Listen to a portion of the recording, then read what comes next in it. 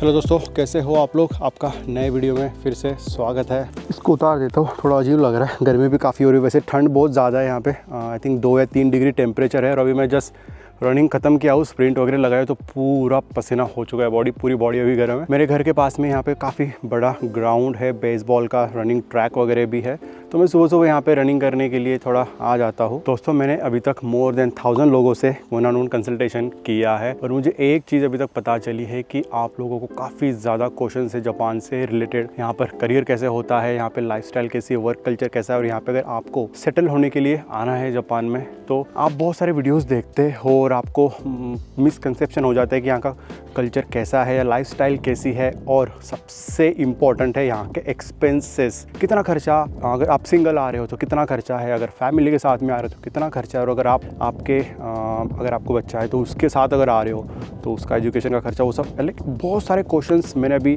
बात की है काफ़ी लोगों से, तो अलग अलग टाइप के लोगों से बात की, तो मुझे कॉमन कुछ क्वेश्चंस ऐसे मिले हैं जो आप सभी को हो सकते हैं। तो मैं ट्राई करूँगा कि ये वाले वीडियो में मैं आपको जितना हो सके जापान से रिलेटेड, अगर आप पढ़ाई करने के लिए आ रहे हो, घूमने के लिए आ रहे हो, या फिर जॉब करने के लिए आ रहे हो, इन शॉर्ट अगर आपको जापान में सेटल होना है तो आपके जितने भी कॉमन क्वेश्चंस होंगे मैं ट्राई करूँगा आपको इस वीडियो से आंसर करने के लिए। अभी सबसे पहला क्वेश्चन आपका ये हो सकता है कि जापान का लाइफस्टाइल, यहाँ का लाइफस्टाइल कैसा है एज़ कम्पेयर टू इंडिया। क्योंकि मैंने जितने लोगों से भी बात किया है, काफ़ी लोग इंडिया से जापान आना चाहते हैं, काफ़ी लोग लंदन, यूके, ऑस्ट्रेलिया में जो इंडियंस पढ़ाई कर रहे हैं या फिर जॉब कर रहे हैं, दुबई में तक वो वहाँ का जॉब वगैरह छोड़ के जापान में आना चाहते हैं। क्यों? इसका रीज़न आप ही मुझे बताओ, क्यों इतना अच्छा जॉब वगैरह छोड़ के वो जापान में आना चाहते हैं? क्योंकि यहाँ का जो लाइफस्टाइल है उसके लिए। क्योंकि जो लोग 10-12 दिन के लिए भी यहाँ पर घूमने के लिए आ गए ना, उनको जापान का कल्चर, यहाँ का लाइफस्टाइल, यहाँ का इन्वायरमेंट इतना अच्छा लगा ना कि उनको एक तो जाने का मन नहीं कर रहा था, और जाने के बाद फिर से उनको ऐसा फील होता है कि भाई वहाँ का सब छोड़ छाड़ के जापान में सेटल होना है। पर मैं आपको एक चीज़ पहले ही क्लियर कर देता हूँ, अगर आपको जापान में पैसे कमाने के लिए आना है, आपको अमीर होना है, भाई बहुत सैलरी मिलती है जापान में, उस पर्पज़ से अगर आपको आना है तो मैं बोलूँगा रुक जाओ। ये पर्पज़ अगर आपका है तो जापान आपके लिए हो सकता है, बट यहाँ पर उतना आपको सैलरी वगैरह इतना नहीं मिलेगा जितना आपको यूएस में, दुबई में या फिर इंडिया में भी तक अच्छे पोजीशन पे अच्छी खासी सैलरी मिल जाती है। बट जापान में आपको लाइफस्टाइल मिलेगी, आपको यहाँ पर अच्छा खासा इन्वायरमेंट मिलेगा, अच्छी खासी एयर ब्रीदिंग करने को मिलेंगी, बट सैलरी में आपको थोड़ा मात खाना पड़ेगा। भले ही आपका पोजीशन मैनेजर का हो, बट आपको सैलरी उतनी नहीं मिलेंगी जितनी आप एक्सपेक्ट करके इंडिया का जॉब या फिर किसी और कंट्री का जॉब छोड़ के जापान में आने का प्लान कर रहे हो। मैंने जितने भी लोगों से भी बात किया है वन ऑन वन से, उनका काफ़ी लोगों का था कि जापान में आके पैसे कमा के सेविंग्स करना है और उनको घर पे भी पैसे भेजना है। तो जापान में देखो बहुत खर्चे हैं, घर का रेंट ही बहुत ज़्यादा है यहाँ पे, 70 to 1 लाख इन मिनिमम बोल रहा हूँ मैं। टोक्यो जैसे एरिया में अगर आपको रहना है तो 70-80,000 तो कहीं नहीं जाएंगे आपके, इतने तो यहाँ पे रेंट होता ही है। साथ ही में यहाँ पे खाने पीने का खर्चा भी, जापान का येन काफ़ी गिर रहा है और काफ़ी चीज़ें यहाँ पे 20-30% एक्सपेंसिव हो चुकी है।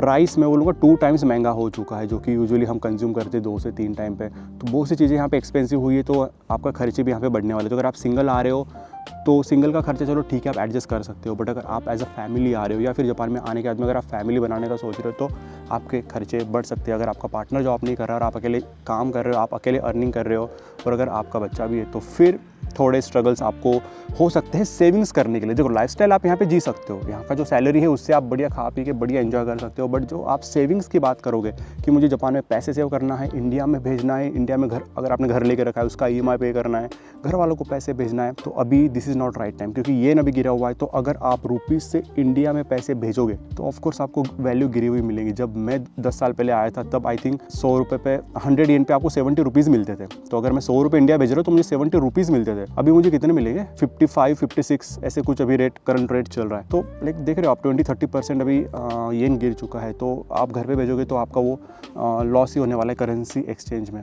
काफ़ी इंडियंस जो इंडिया से जापान में आते हैं, यहाँ पे सेटल होते, प्लान करते हैं यहाँ पर घर लेने का। देखो घर लेना यहाँ पे मैं बोलूँगा इतना भी कुछ हार्ड है नहीं, आप ले सकते हो घर यहाँ पे, क्योंकि यहाँ पे जो भी आप घर ले रहे हो, जो EMI पे कर रहे हो ना आप बैंक को, वही आपका घर का रेंट होता है। तो फॉर एग्जांपल अभी अगर आप 90,000 घर का रेंट पे कर रहे हो, तो वही अगर आप घर खरीद लो ना तो आपका जो EMI है वो ऑलमोस्ट इसी के आसपास रहेगा, क्योंकि यहाँ पे जो इंटरेस्ट रेट है वो काफ़ी कम है as compare to India. India में आई थिंक 9% 8% ऐसा कुछ होता है आपको जो इंटरेस्ट रेट घर का होम लोन का, बट यहाँ पे ना आपको 0.5% 1% मिल सकता है।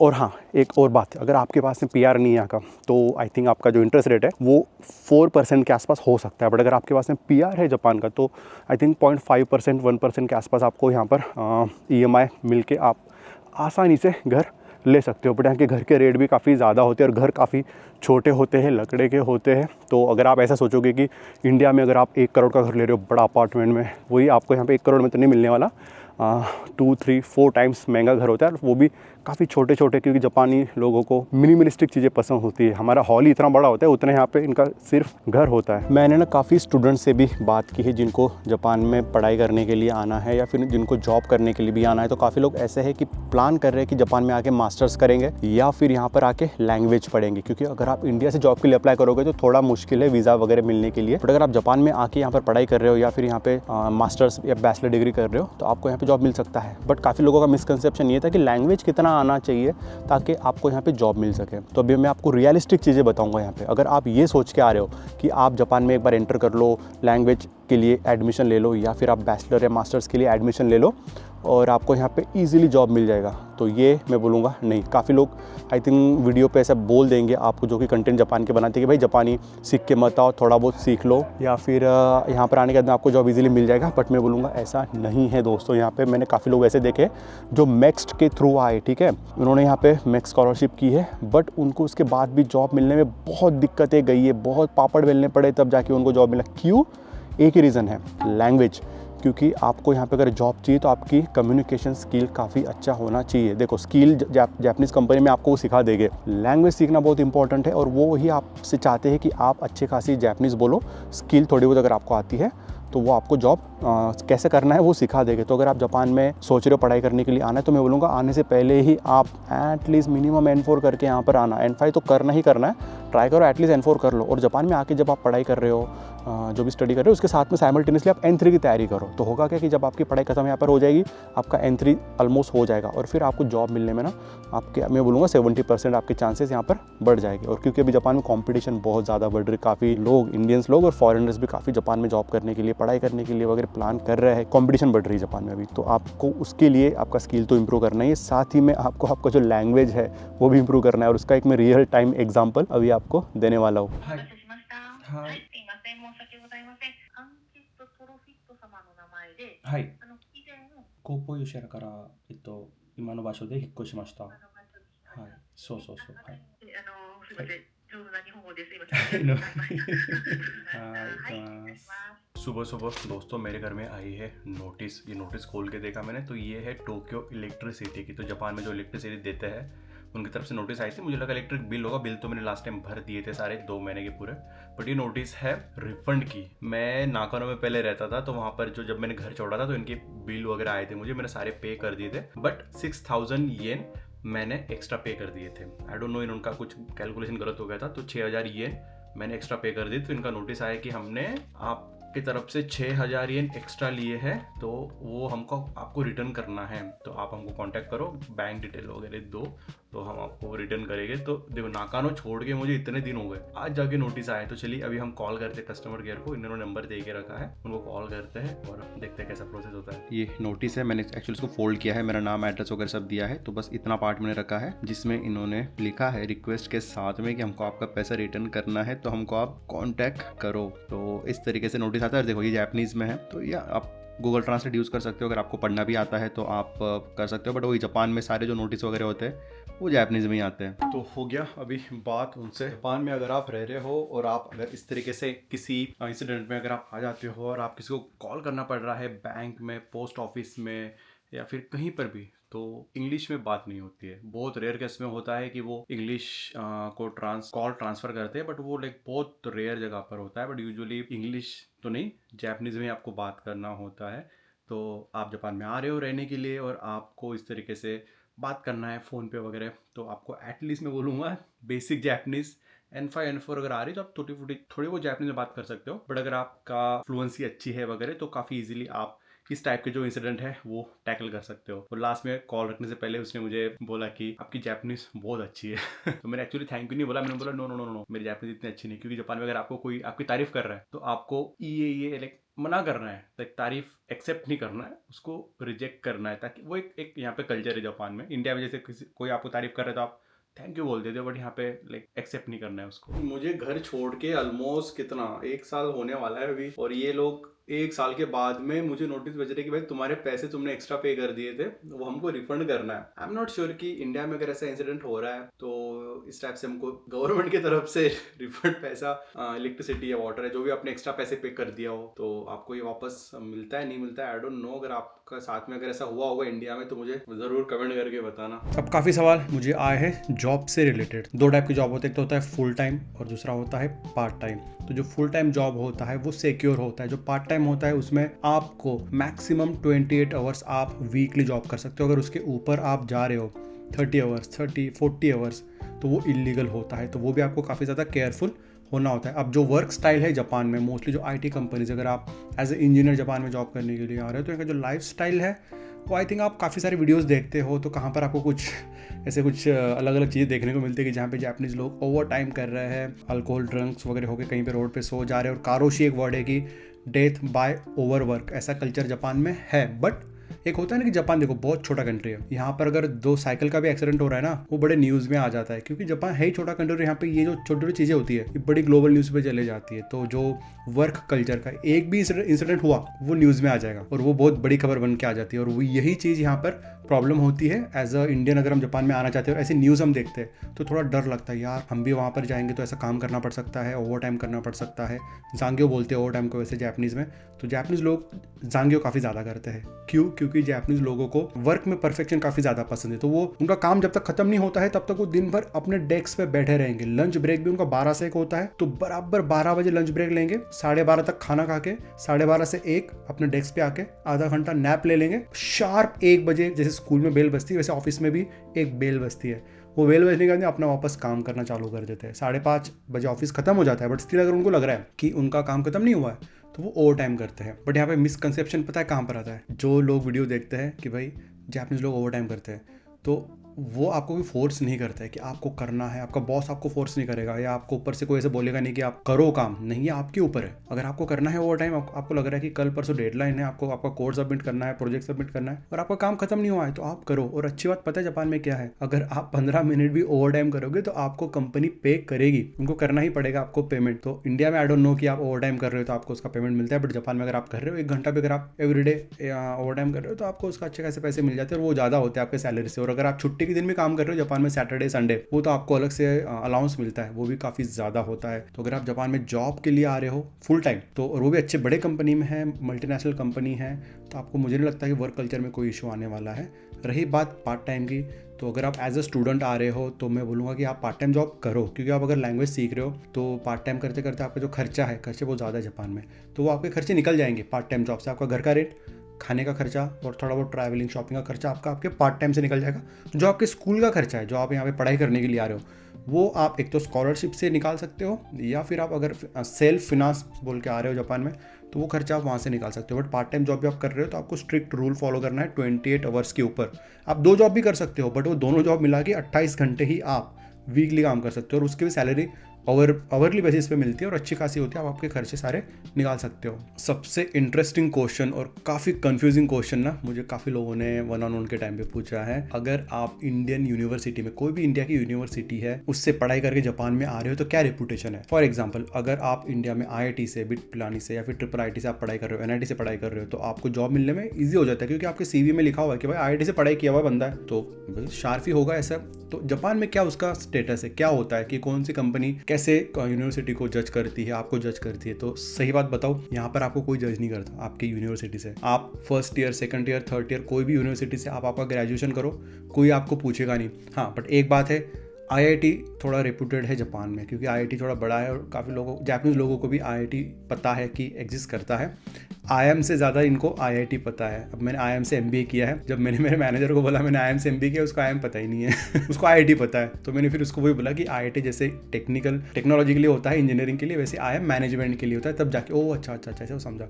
तो हाँ, अगर आप कोई भी सेकंड ईयर थर्ड ईयर अगर कोई यूनिवर्सिटी से कर रहे हो इंजीनियरिंग, BCA या फिर जो भी आपकी डिग्री है वो आप कर रहे हो और जापान में जॉब के लिए आ रहे हो, आपके CV में लिखा है, तो वो आपको जज नहीं करेंगे। वो जज करेंगे आपको आपके लैंग्वेज पे और आपकी जो टेक्निकल स्किल्स है या फिर जो भी स्किल्स पे आप जापान में जॉब के लिए अप्लाई कर रहे हो, वो बेसिस पे आपको जज करेंगे। वो आपको ये नहीं बोलेंगे कि यार ये कौन सी यूनिवर्सिटी है, ये कहाँ से पढ़ाई की तुमने, ये तो लाइक इतनी अच्छी यूनिवर्सिटी नहीं है। नहीं, ऐसा वो बिल्कुल भी आपको नहीं करेंगे। तो ये अगर आपको डर है कि आप छोटे यूनिवर्सिटी से पढ़ाई की हो, छोटे कॉलेज से पढ़ाई की हो, तो मैं बोलूँगा आपको इसके लिए डरने की ज़रूरत नहीं है। आप करो पढ़ाई, बट स्किलफुल रहो। टेक्निकल नॉलेज जो आपका है वो बुकिश नॉलेज मत रखो, हैंड्स ऑन करो और अपनी जो स्किल है उसको बढ़ाओ और आपकी जो जापानीज लेवल है उसको भी बढ़ाओ। काफ़ी लोग जॉब छोड़ के जापान में आना चाहते हैं, काफ़ी लोग एज अ फ्रेशर आना चाहते हैं, तो दोनों में काफ़ी डिफरेंस है।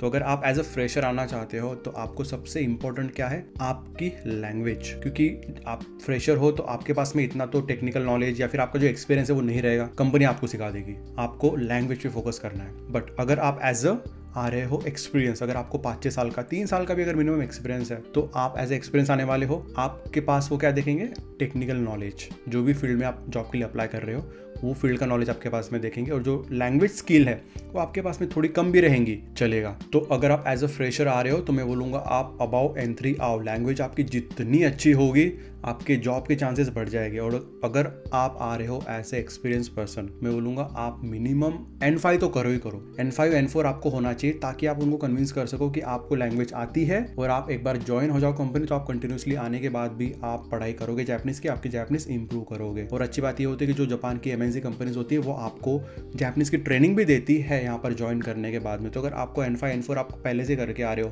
तो आपका इंटरव्यू भी ईजी चला जाएगा। आप थोड़ा बहुत बात कर पाओगे और उनको आप कन्विंस कर पाओगे कि आपको जापान का कल्चर पता है, आपको थोड़ी बहुत लैंग्वेज आती है और आप उनको ये बताओगे कि मैं आगे और सीखूंगा, मैं N4 की N3 की तैयारी करूंगा आगे, तो वो कन्विंस हो जाएंगे कि चलो भाई इसको स्किल तो बढ़िया है, लैंग्वेज भी इसको थोड़ी बहुत आती है, तो और आगे आने का दिन तो पढ़ ही लेगा जापान में। तो ऐसी इस मेंटेलिटी से आपको यहाँ पर जॉब के लिए दोनों एज अ फ्रेशर और एज ए एक्सपीरियंस आपको अप्लाई करना पड़ेगा। एक बहुत ही इंटरेस्टिंग और बहुत ही फनी और क्यूरियस क्वेश्चन ना मुझे बहुत लोगों ने पूछा है, लाइक मोर देन मैं बोलूँगा कि ऑलमोस्ट 100 लोगों ने मुझे वो सेम क्वेश्चन पूछा है, जो कि जापान में आने के बाद में कैसे वो सर्वाइव करेंगे। फॉर एग्जाम्पल वो किसी को नहीं जानते जापान में आने के बाद में, तो यहाँ पर आने के बाद में वो कैसे सर्वाइव करेंगे। यहाँ पे इंडियंस लोग हम एक दूसरे से बात करते हैं क्या, कम्युनिटी कैसी है इंडियन लोगों की, और काफ़ी लोग ना लाइक उनको दोस्त बनाने हैं यहाँ पर, तो वो कैसे बना सकते हैं। और एक यहाँ पर अगर आपको किसी को लाइक फैमिली बनाना है या फिर डेटिंग वगैरह करना है, इन शॉर्ट डेटिंग करना है, तो वो कैसे करना है लाइक,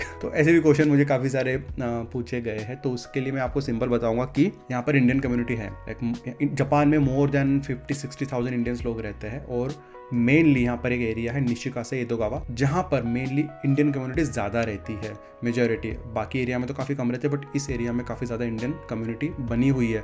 तो अगर आप जापान में आ रहे हो और आपको इंडियन लोगों के बीच में रहना है, यहाँ पे काफ़ी ज़्यादा फेस्टिवल, दिवाली, होली वगैरह आपने मेरे व्लॉग्स देखे होंगे, मैं वहीं जाता हूँ उसको सेलिब्रेट करने के लिए। तो वहाँ पे सारे फेस्टिवल्स, सारे कल्चर के, सारे कम्युनिटी के वहाँ पर होते रहते हैं जब भी वो होते। तो अगर आपको इंडियन लोगों के बीच में रहना है, थोड़ा इंडियन वाइब आपको चाहिए, तो मैं बोलूँगा आप उस एरिया में जाके रह सकते हो। वहाँ पे काफ़ी ज़्यादा इंडियन रेस्टोरेंट्स भी है। आप लोगों को काफ़ी लोग वेजिटेरियन होते हैं, उनको खाने का प्रॉब्लम होता है, तो वो एरिया में काफ़ी ज़्यादा Indian grocery shops, Indian restaurants, vegetarian restaurants वहाँ पे वो एरिया में काफ़ी ज़्यादा है। तो अगर आप वहाँ पे रहोगे तो आपको एक छोटा इंडियन कम्युनिटी मिल जाएगा और आसपास आपको इंडियन रेस्टोरेंट्स, ग्रोसरी शॉप्स वगैरह भी मिल जाएंगे। तो आपका आते ही लाइफ थोड़ा ईजी हो जाएगा। अगर आप किसी और जगह पे रहोगे ना, वहाँ पे आपको इंडियन का चेहरा भी देखने को नहीं मिलेगा, आप लगेगा कि आप किसी और प्लेनेट पे आ चुके हो, सारे जापानीज लोग ही रहेंगे।